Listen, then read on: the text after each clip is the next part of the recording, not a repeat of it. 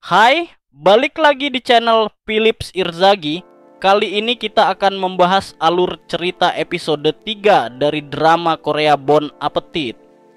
Setelah memperkenalkan Ji-young, raja pun pergi ke kamarnya. Di sana tabib sedang mengobati raja yang terluka karena panah.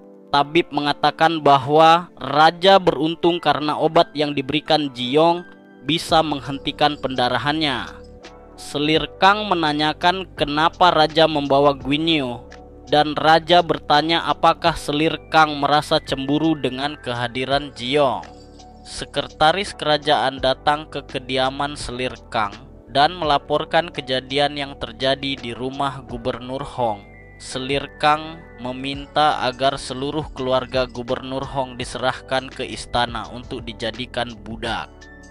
Setelah dari kediaman Selir Kang, sekretaris kerajaan mengatakan rencananya untuk menjatuhkan Selir Kang kepada ayahnya karena dia merasa Selir Kang memperlakukannya seperti budak. Saat malam hari, seorang pria bertopeng datang ke penjara. Pria itu membebaskan Ji-young dan Gil-geum dan membantu mereka untuk kabur. Berita itu pun menyebar, sehingga semua tentara kerajaan mencari keduanya.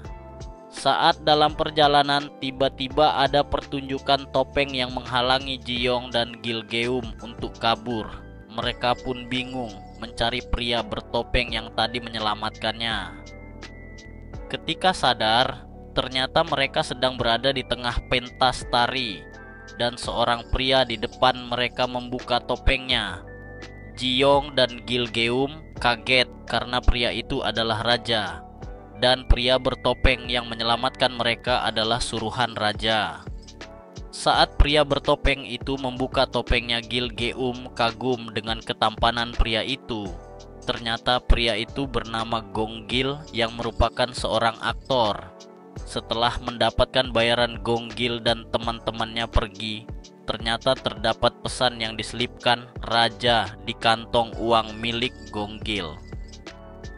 Ji-young yang merasa kesal dengan lelucon raja mengeluh, namun raja malah memerintahkan pengawal untuk memanaskan besi. Saat itu Gil-geum didudukkan di kursi dan diikat.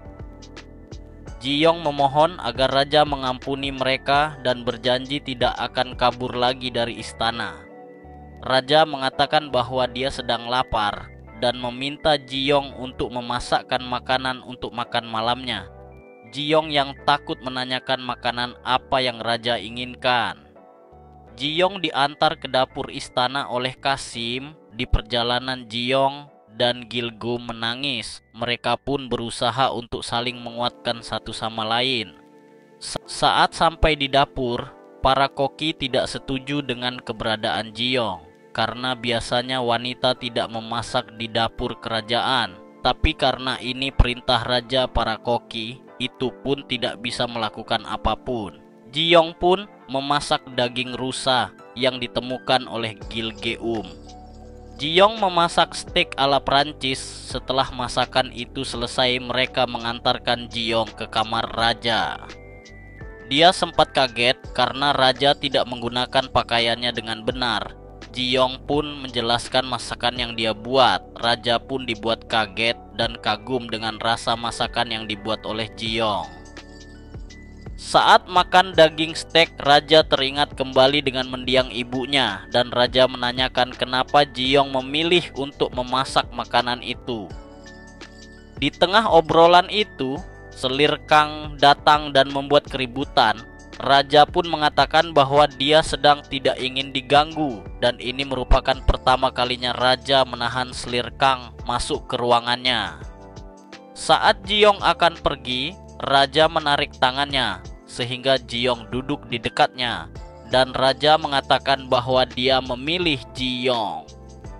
Di perjalanan, Ji-young memikirkan perkataan raja dan dia dikagetkan dengan kedatangan sekretaris kerajaan.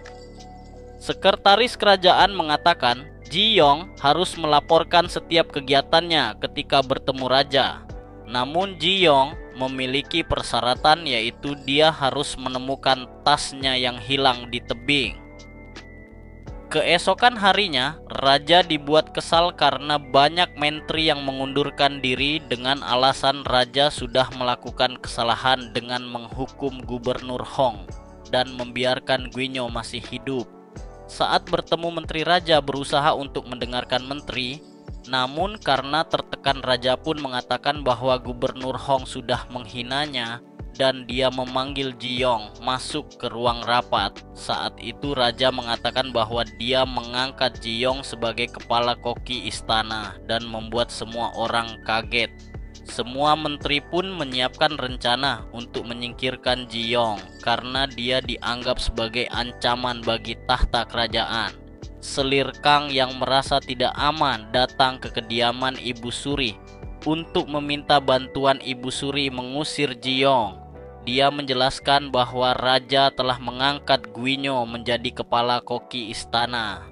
Sementara Jiyong sedang diantar ke rumah baru yang diberikan oleh raja. Mereka senang karena tidak perlu lagi tidur di penjara.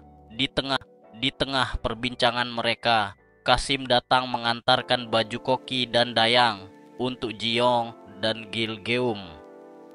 Keesokan harinya para koki menyiapkan rencana untuk membuat Jiyong tidak tahan dengan posisinya. Namun saat Jiyong datang, dia mengatakan bahwa hari itu dia tidak akan mengerjakan apapun dan hanya akan melihat kondisi dapur atas perintah raja. Saat sedang bersantai, dayang Ibu Suri datang dan mengatakan bahwa Ibu Suri ingin bertemu dengan Jiyong. Saat bertemu dengan Ibu Suri di sana, ada para selir dari mendiang raja dan juga selir Kang. Ibu Suri mengatakan bahwa dia ingin melihat langsung kemampuan Jiyong dengan cara mengadakan kompetisi. Namun jika Jiyong kalah, maka dia akan kehilangan tangannya. Saat sedang menyiapkan kompetisi, raja datang dan mengatakan ingin menyaksikan kompetisi dan juga menyatakan bahwa aturan harus dibuat adil. Siapapun yang kalah, maka dia akan kehilangan tangannya. Terima kasih sudah menonton. Jangan lupa like, komen, dan subscribe.